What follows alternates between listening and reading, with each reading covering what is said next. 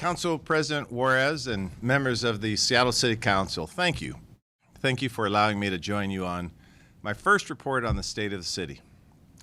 I entered office 6 weeks ago with a commitment to a new approach, to a vision of what I've referred to as One Seattle, defined by a commitment to listen to and to work with one another toward shared goals rooted in urgency and action. And I'm pleased to be joined by members of my executive committee who I know you are already working closely with every day. From the mayor's office, you'll never hear me or members of my administration attack your integrity or your commitment to solve the problems that both of our branches of government face. I hope you'll share this approach, and I've heard loudly and clearly that is what the public wants. Our priorities do not have to contradict. Instead of looking at differing opinions as mutually exclusive, we can look to the politics of A and D, the right number of officers and the right kind of officers, more housing and vibrant, unique neighborhoods, climate justice and new jobs, diversity and commonality. All of us on this call and throughout Seattle have much more in common than we're often told. Let's build on this spirit of unity. That concept should be our baseline, not the proposition that we are perpetually divided. Now, that's how we built the Space Needle. That's how we cleaned up Lake Washington. That's how we created libraries and parks, and how Seattle became one of the most desirable American cities to live in. One Seattle means a renewed focus on good governance and tangible progress, on nuance and conversation. I believe this group right here, us, that we can and will set a new tone and a new example for what can be achieved when we hit reset and chart a shared agenda for our city together. Council President Deborah Juarez's historic unanimous election to the council presidency shows that you believe in this spirit of unity the same way that I do. She is the right person to lead the council. Her trademark responsiveness and her collaborative nature, even her sense of humor, are already making a real difference. It's my hope, however, that she does not order the clerk to hit the mute button, because I have some plans that I'd like to share with you. We need her leadership because the challenges facing Seattle are difficult, some of the most difficult the Seattle has ever faced. The city's ever faced. The truth is that the status quo is unacceptable. That is one area where we must all agree. It seems like every day I hear stories of longtime small businesses closing their doors for good or leaving our city, or of families forever changed because of senseless tragedy or driven by gun violence or overdose, of rising rents and an inability to pay bills or find housing, of climate impacts, of disillusioned youth and residents who don't feel seen or heard. Now, as we come out of COVID recovery, Seattle can and will be so much more. This is my core belief, and will be the driving principle behind our administration. It is clear to me that the public deserves to see change and to know that we are acting with a sense of urgency required by this moment. So in my first 6 weeks in office, you're seeing us in real time build sustainable systems that will move our city forward. Now, quite candidly, perhaps because of the pandemic, I did not inherit clear departmental systems to adequately address the conditions of public safety or homelessness. I'd like to be clear on a point. I believe in going back to the basics. That's where good governance begins. The basics includes efforts like our Housing First policy, fixing a pothole, making sure our sidewalks and parks are safe for children and families to use, making sure we enforce our criminal laws against those who are harming others.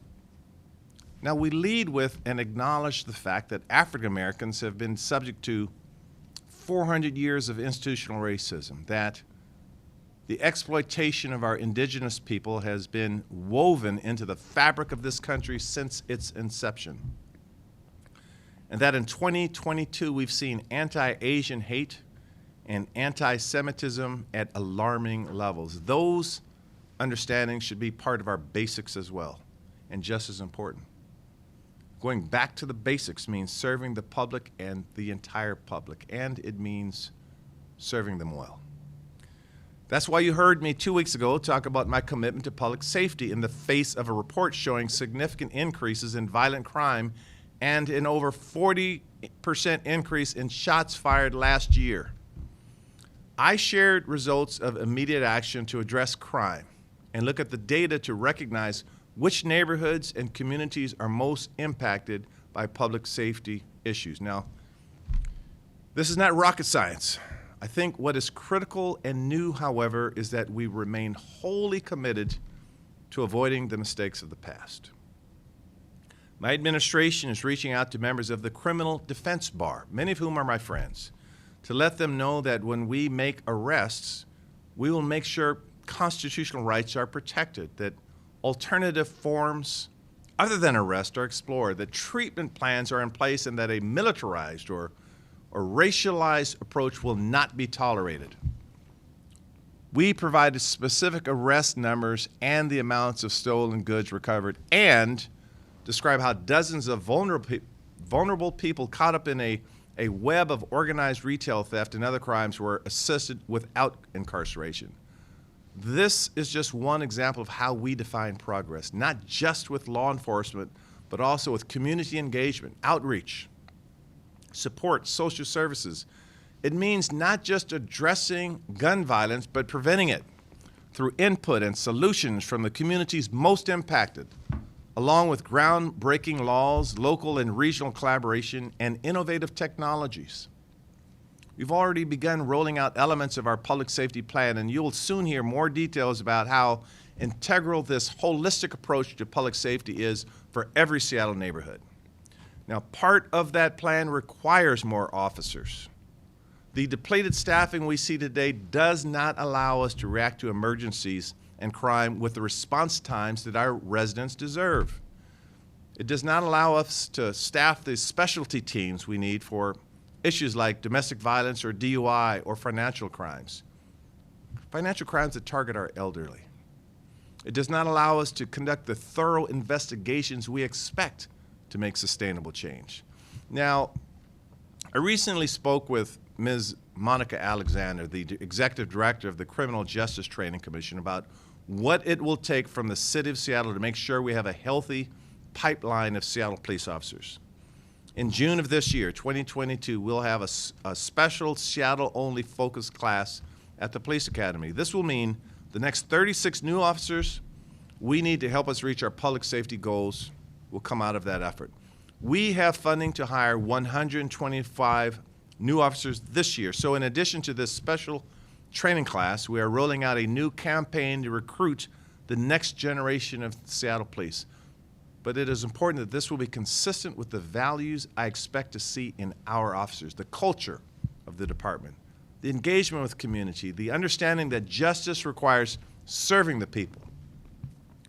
Even if you're watching today and interested in helping make our city more safe and just and supportive, please reach out. We are hiring. You recently heard from Chief Diaz about requiring new recruits as part of their training to dive into and know the communities they'll be working in before they take office. As I said earlier, the right number of police officers and the right kind of police officers. We can have safety and we can have reform. This will be the administration that ends the federal consent decree over the Seattle Police Department. The administration that guides our police to be more accountable, more innovative, focused, and representative. I've been very pleased with the early priorities Public Safety Chair Lisa Herbold and I have aligned on, and I look forward to continuing to work with her on swift and long-term action, including efforts to improve how we assign and deploy safety resources like the Nurse Navigation 911 program I announced last week that Councilmember Herbold was integral in making possible. To me, public safety means more than just stopping crime. It means ensuring people get the help they need when they need it, and that our systems are built for the safety of all people. I'd like to continue my discussions with you about the creation of a third kind of public safety department, staffed by community members who have the training to be culturally competent masters of de-escalation. We know that every problem cannot be solved with a gun and a badge response. And I'm intrigued by the creation of the Community Safety and Communication Center, the CSCC, as we explore options to move away from a police-centered approach to public safety and focus more on harm reduction.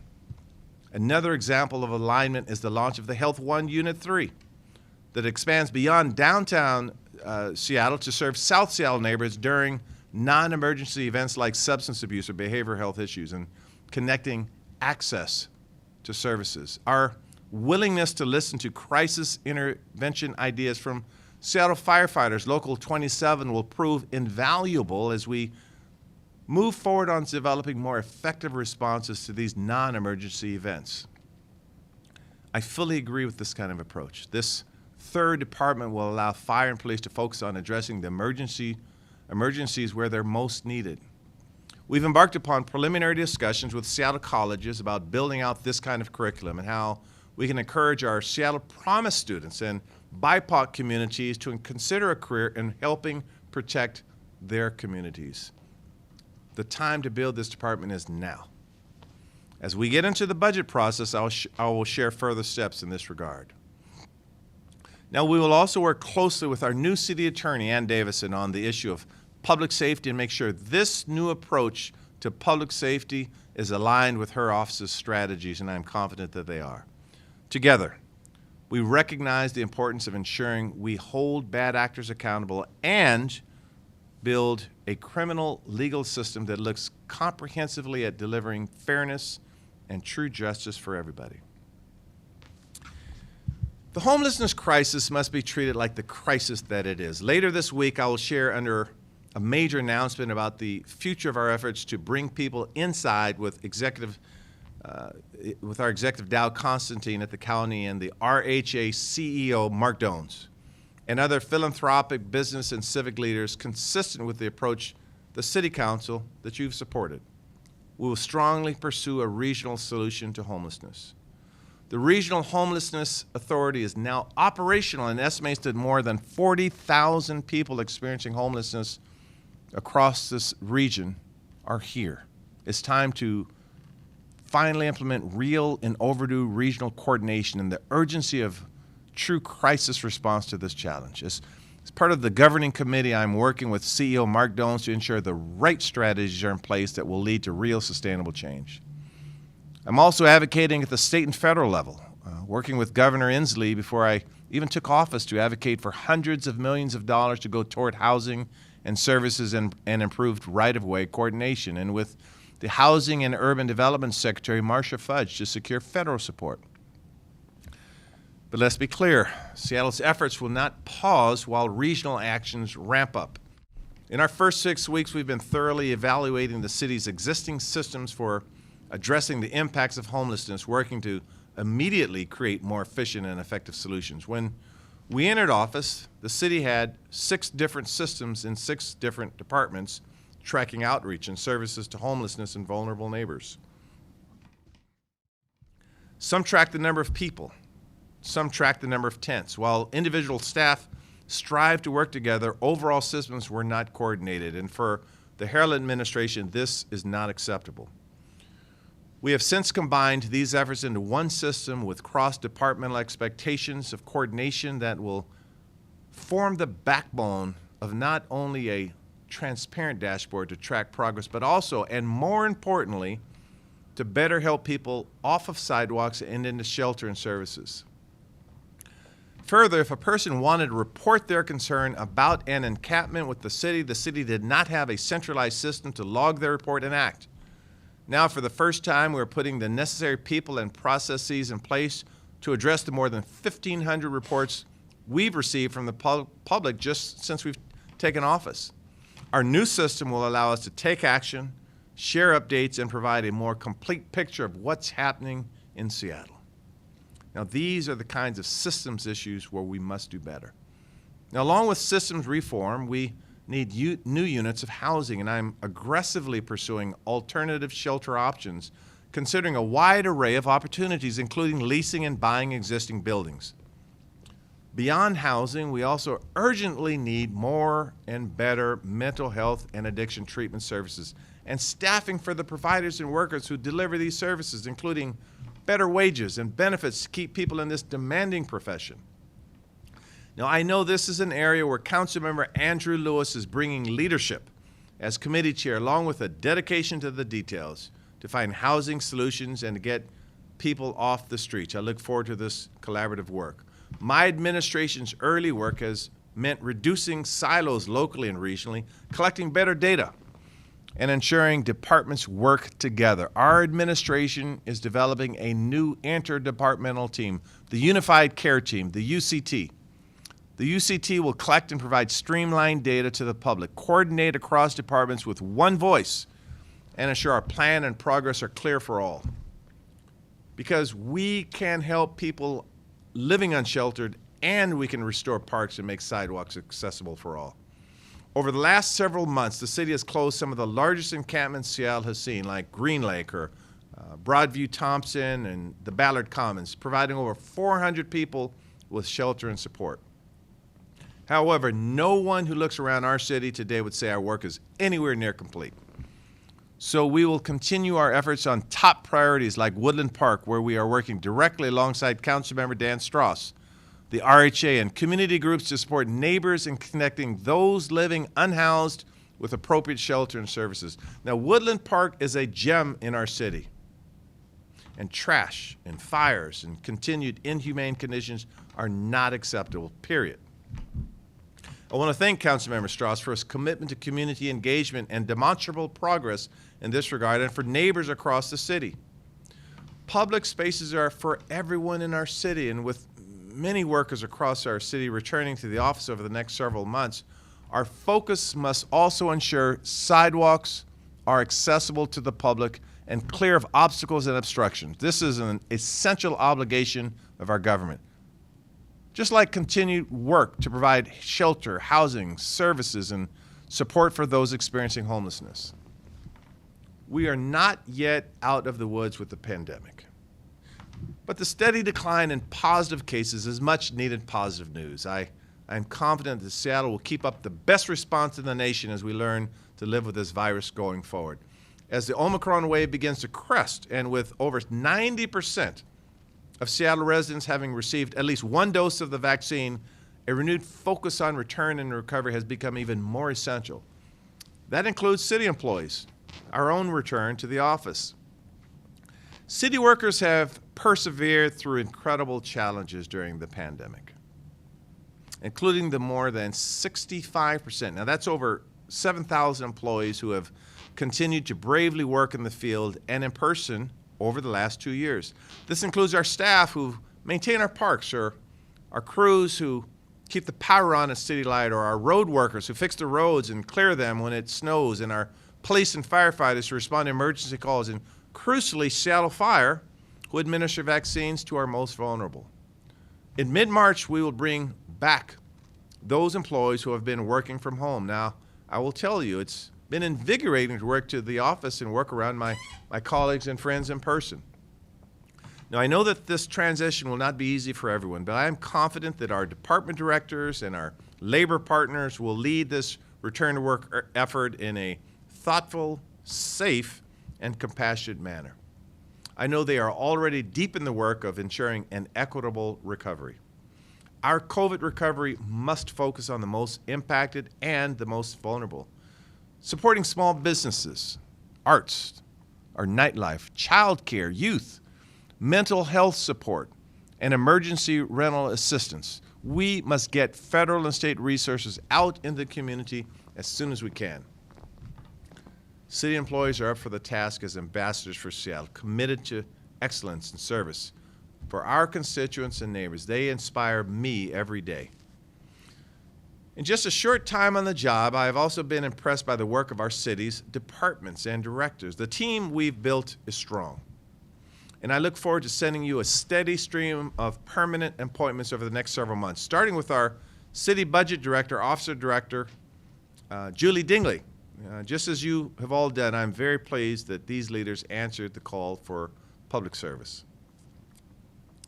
Now, critical to the state of the city is the state of our budget.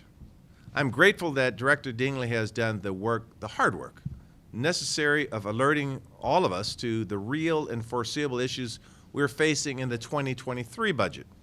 Now, at this time, relative to 2023 spending, we will face a significant $150 million gap between our expected general fund expenditures and our general fund revenues. The result of a combination of factors, some longstanding as well as pandemic uncertainty, and some caused perhaps by the use of one-time budget funding sources like the American Rescue Plan Act dollars. Now, while the budget process may seem months away, we know ensuring a balanced budget is one of our core charter responsibilities. So yesterday we received some good news.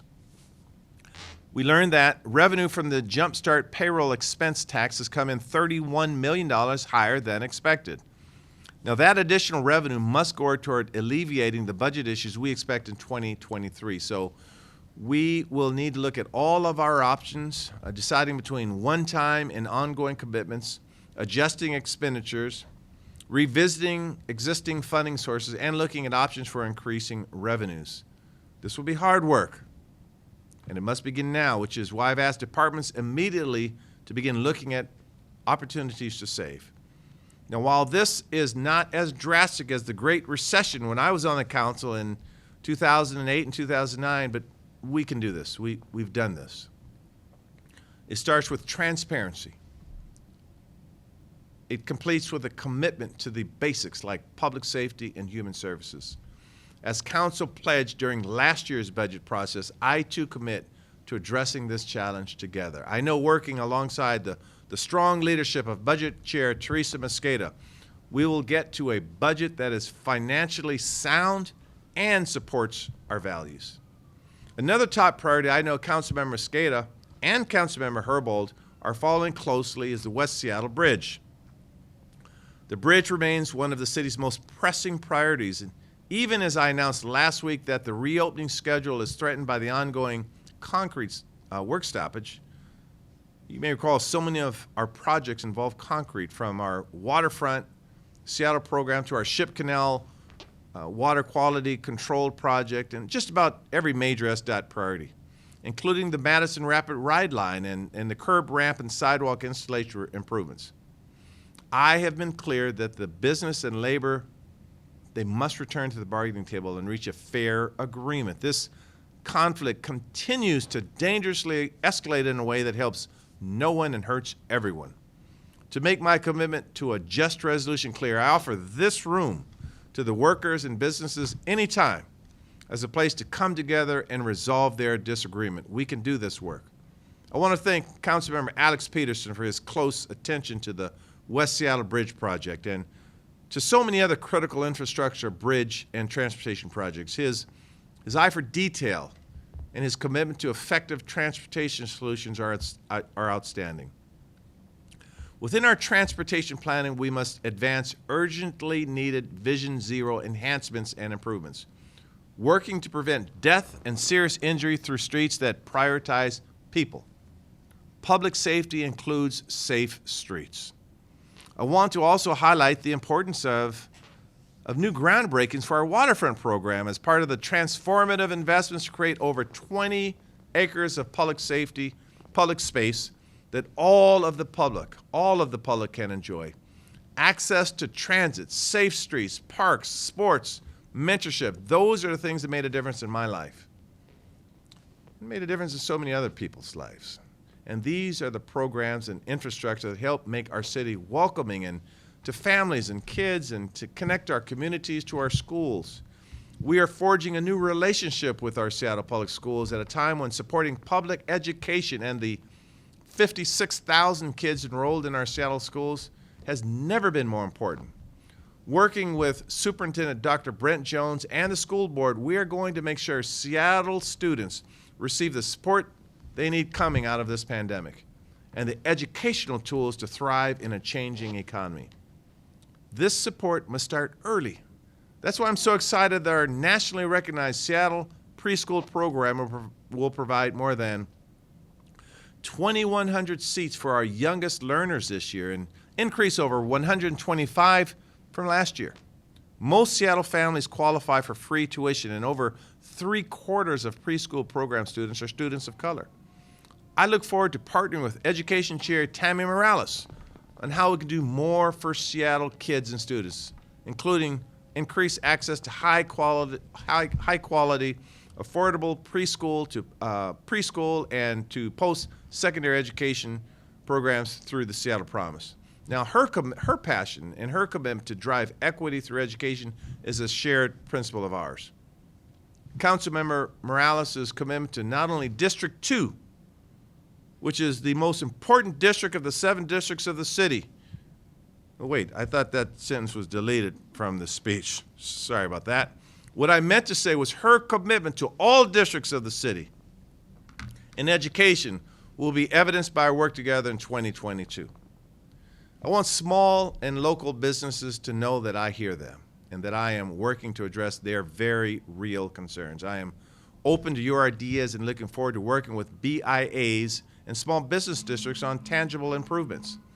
That's why one of the first bills I've submitted to council would fund additional resources for tourism with a small increase in the lodging fee, an effort supported by the downtown BIA and hotels and the hospitality industry. I know Councilmember Sarah Nelson shares my passion for helping small businesses. I am excited to see she is already bringing her dynamic experience in this arena to support her new ideas. Her background as a small business owner and her platform highlighting the importance that small businesses bring to all communities and communities of color will be instrumental in making sure our COVID recovery plans are successful. Supporting small businesses is a means to create equity in our city. Our work together must support businesses owned and operated by women, veterans, LGBTQ plus folks, and communities of color by improving contracting and access to capital, cutting red tape, and simplifying certification requirements. 20 cents of every dollar spent by the city last year went to women and minority-owned businesses and firms. I'm committing the city to increase that number and be held accountable for it. We can also do more to support working people, giving them the resources to support workforce development opportunities and living wages, and pushing innovative and nation-leading protections. Now, many of you heard me mention the formation of a Seattle Job Center, connecting workers and employers to new opportunities, workforce development, and apprenticeships.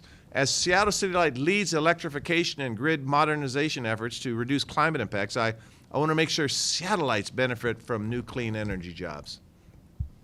As we approach the budget cycle, I will prepare for the council a white paper on what would we like to build in our job center. How can we further support the worker protections we've become known for in the Office of Labor Standards?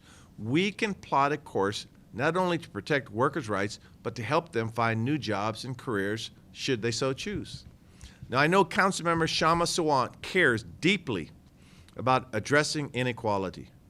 And in all of our years working together, I've never once doubted her commitment to that end and the commitment of those who believe in her mission. I look forward to working with her office, including investments in environmental justice and grants in the community, advancing justice priorities and critical climate action initiatives. To that end, our officer will be fully committed to operationalizing equity. While training and education within our ranks is important, I am asking our departments to go out in the field and ask, how does our commitment to equity and fighting inequality equate to those outside of City Hall? Underrepresented communities should not have to fight to be heard. Are we visiting their community centers, their churches, their mosques, their faith centers, their meeting places? When have we listened to communities outside of the walls of City Hall? That is good government. We are beginning our comprehensive plan update with that very principle in mind, ensuring that we're truly one Seattle by giving all communities, especially communities of color, a voice in shaping the future of our city. As we work to build a walkable, transit-oriented neighborhood with a housing supply that meets the needs of the future, this will be our approach. Small business support and workers' protections, home ownership opportunities and displacement protection, more housing and expanded tree canopy. Improving equity can take many forms. That's why we're also in the beginning stages of a comprehensive search for both our Transportation and Parks Department director. They will share and understand my vision for how these two major departments can be drivers of equity and opportunity in our city. Among the major equity initiatives in our office, I'm excited to share with you more details of my Healthy Seattle program in the first quarter of this year, so that health equity is at the center of our work. Similarly, let's continue to support healthy communities by growing Seattle's Fresh Bucks program, helping over 10,000 residents get access to healthy and local foods. Finally, while we must make accessing our resources more accessible, that's why I'm excited about the new Civiform tool, developed with pro bono support from Google and co-designed with residents and community-based organizations and city staff. This tool is designed to reduce the time and effort needed for our residents to seek and apply for city affordability services. Back to the basics. Improving equity work and new technology can all go together. Truthfully, it's the lived experience we have that informs how we see the world and how we approach the challenges we face. And that's why I'm really proud of the executive team I've built. Why I sought to build a diverse, competent, and engaged group of civic leaders. They are showing early on what we can accomplish when we build a representative government. Clearly, the challenges facing Seattle are bigger than me alone. The path requires empowering each other, the executive team, our department directors, and you, the city council. It means engaging our greatest resources, the people in our city, engaging them in the solutions we want to see. Next year, I hope to be able to gather in person with you, to deliver a speech to you and to our residents, to celebrate 1 year of work together in meaningful milestones on the issues I've laid out above. Together, we can change the narrative in our city and make Seattle a better place for the people who call it home. To do so, I'll need your help. Not tomorrow, today. Let's go to work, and thank you very much. One Seattle.